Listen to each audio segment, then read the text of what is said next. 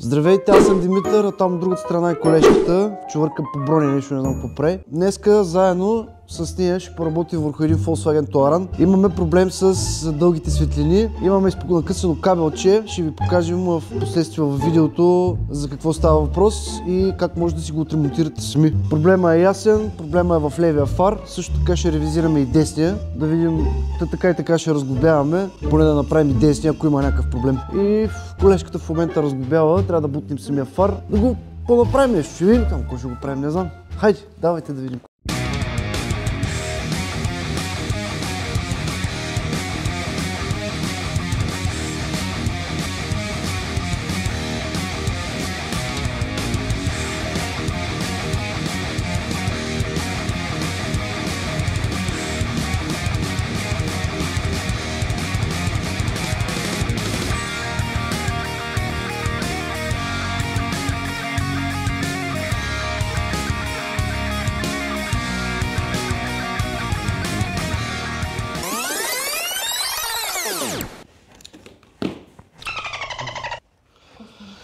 Така, след като сме свалили фара, огледали сме го, видяли сме за какво въпрос. Тук преди може би месец, 2-3 сме му слагали LED системи навсякъде. Това е може би единственият Touran, който е с D1S кружки. Сме сложили заместители H7 вътре с адаптери. LED има на габаритите, а LED има и на корнера, които са допълнително свили като завивате. В Сливен. Доста труден монтаж, но не е невъзможен. Така че слушат нещата. Така. Тук сме огледали за какво става въпрос. Ето го и проблема където е. Чакай само да видим. Ще можем ли да ви покажем. Ето го кабелчето, което е скъсано. Ето го. Това е за дългите. Вътре преградата, която е. Защото когато завива цялата главица и гърчи кабелите тук и ги къса. Сега ще си го направим за нашата цел. Тук имаме инсталации от стари фарове. Ще си вземем едно пинче. Ще само да видим къде е. Ето го. Ще си вземем едно пинче с здрав кабел. Ще го монтираме там и мача приключва. Айде да го изкараме, да видим сега. Аджаба. Какво всъщност трябва да сложим там? Общо взето не е много труден монтажа, но си иска работа като цяло. Напред-назад, да се свали самия фар, да се демонтира, да се локализира проблема и в същото време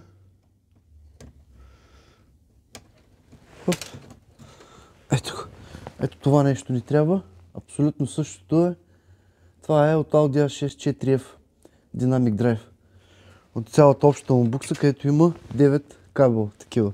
Тук вече няма 9 кабела, защото това може би не е 7-8 Touran за 4-ти месец, който правим дългите светлини, така че който има такъв Touran да знае къде има проблема. А ако има проблем с дългите светлини, когато штракате с дълги, ако някъде не работи, ето това е проблема. Сега това нещо ще го сложим там и мача приключва.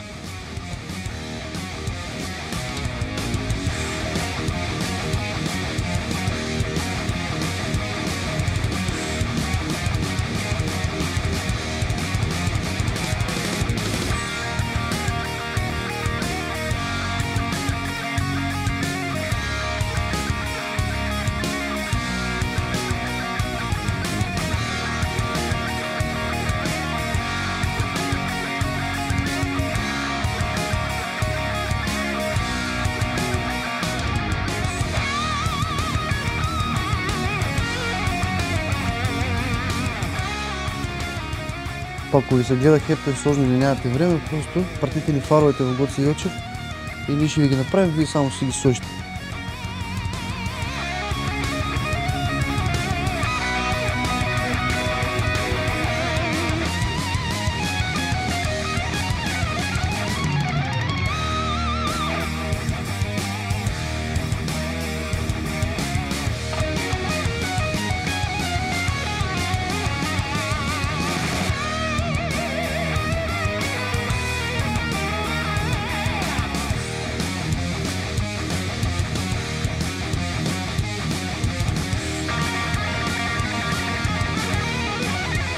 куксата седи навътре, така че преди да свалите фара, не може да видите точно къде се намира.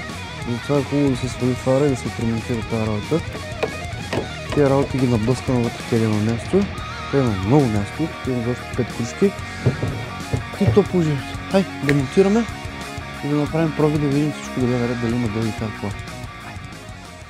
Колежки, вземи ключа за тоарана. Чакай само да му сложа.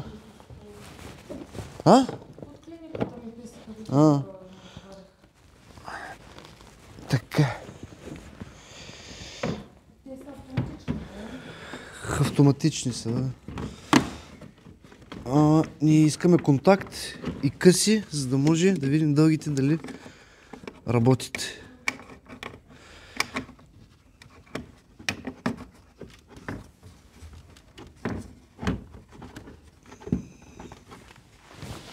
Така. Давай. Дай. Дълги да искаш. Дай дълги пак. Дай дълги. Бой се. Готови сме. Събираме колата и клиента да си я взима и да си я кара. Айде. Айде да направим един бърз монтаж на по-бърза скорост.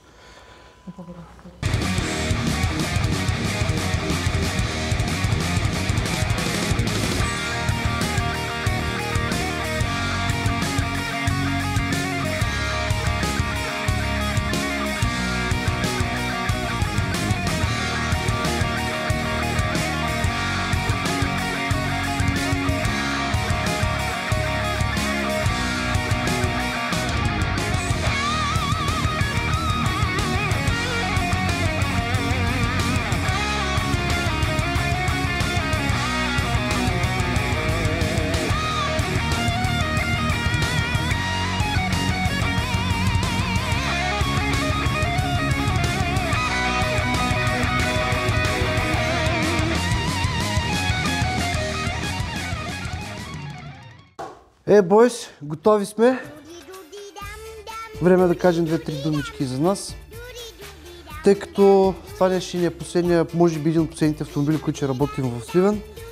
След това се преместваме в град Гоце Делчев и може би след 20 февруари започваме дейност. Ремонт на фарове, фолиране на автостъкла, какво беше другото? Пране на автосалони, поддръжки, интериорни, екстериорни детайлинги, там каквото се сетите всичко. И още една-две нови услуги ще има, но по-нататък ще ги обявим. Та всеки, който има нужда да му изликуваме дългите на тоарана, знаете къде да намерите, дори само фаровете да ни пратите, пак става. Не е проблем, няма нужда от допълнителни настройки и такива неща, обучайници и щурки. Просто са малко по-проблемни тоаранчетата с дългите светлини, защото там се направи една бела още в заводите, но както и да е. Правим ги тия неща, тоарана е готов и това е положението. Новата ни локация в град Гоце Делчев е на улица Байкал 17, на другия край на града, ще да кажа, на България. Не съм, още си го забрал адрес. Адреса не съм го забрал. Това, дано сме ви били полезни. Ако ни харесвате, може да ни... Няма да ни последвате. Какво беше, бе? Трябва да се абонирате. И едно лайк си така, тинг, нали? Това е. Хайде! До следващия път и ще видим какво друго ще ви подготвим, за да... няма какво да ви подготвим, виж, пишете долу в коментарите, за да знаем ние какви коли да ви пускаме, за да на вас да ви е лесно. Чао! Че камерата пак режи. Чао!